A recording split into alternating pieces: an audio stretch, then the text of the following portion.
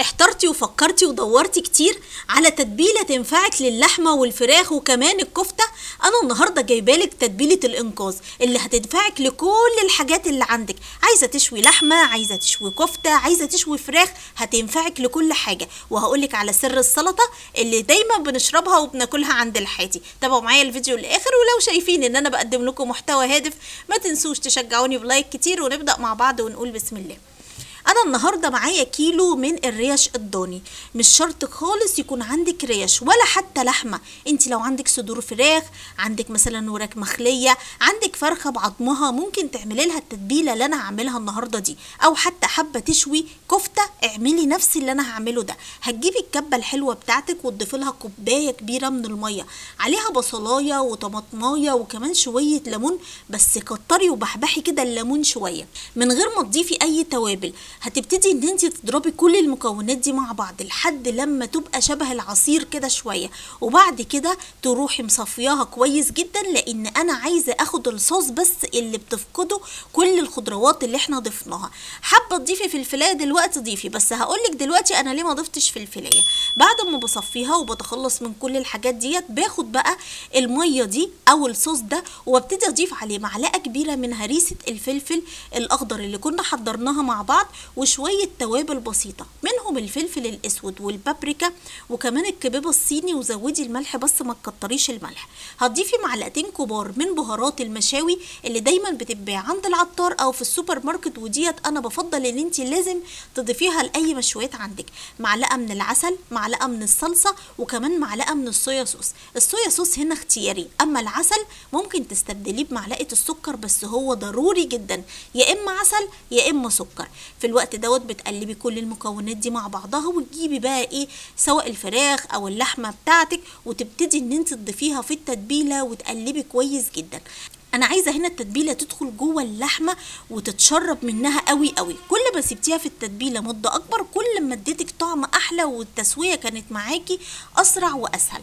طب يا نشوى ممكن ان احنا نعمل بيها الكفته ازاي؟ انت هتجيبي اللحمه المفرومه من غير ما تضيفي لها اي حاجه، وتبتدي ان انت تصبعيها، وكمان تروحي تضيفي ايدك كده في الصوص ده وانت بتصبعيها، هتاخد من طعم التتبيله. تعالوا بقى دلوقتي حالا اقول لكم على احلى هديه ومفاجاه جات لي. في بنوته حلوه كده عندها جروب، الجروب دوت بيعمل الحاجات كده الدلع اللي احنا بنحبها في بيتنا، وانتوا عارفيني انا بحب ادلع مطبخي قوي قوي. جبت من عندها شويه حاجات كده هتشوفوها معايا في الايام الجايه في التصوير. كل الحاجات دي تقدروا انتوا تجيبوها، وعندها حاجات اقدر بقى وميداليات وحاجات بتتحط كده على التلاجة اللي بتدي شكل شيك قوي للتلاجة. ممكن تعملوا حاجات بقى اساميكوا او اسم اولادكم. هكتب لكم كل حاجه تخص الجروب دوت في اول تعليق. البنوته دي الجروب بتاعها احنا عايزين ننفعها بقى، وتقولوا لها ان انتوا جايين من مطبخ نشوى.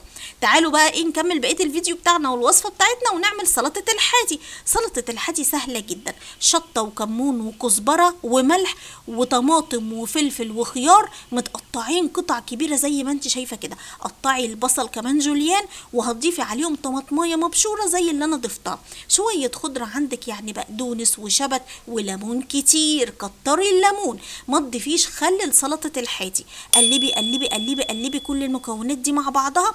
وفي الوقت ده ما فاضلش غير سر واحد اللي بيخبيه عليكي، عارفه ايه هو؟ تضيفي كمية حلوة من التلج كده وتروحي هوب على التلاجة، ولا تضيفي لها مية ولا أي حاجة. ودي المشويات بتاعتنا اللي ممكن تشويها على الفحم زي ما أنا بعمل كده، أو ممكن تشويها في الفرن، ممكن تشويها على الجريل، اللي متاح عندك اعمليه وما تشغليش بالك. طب أنا يا نشوى عايزة أخد طعم الفحم بس ما عنديش شوايه، اعمل ايه؟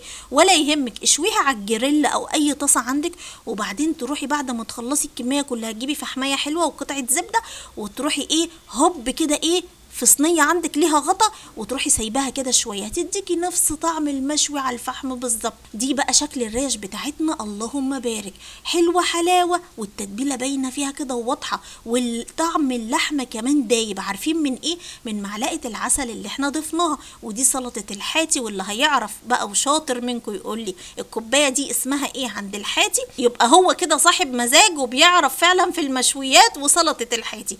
كمان طبق طحينه حلو كده من اللي احنا عاملينها في البيت، وكلي بقى وادعي لنشوتك دعوة حلوة من قلبك ولك بالمثل.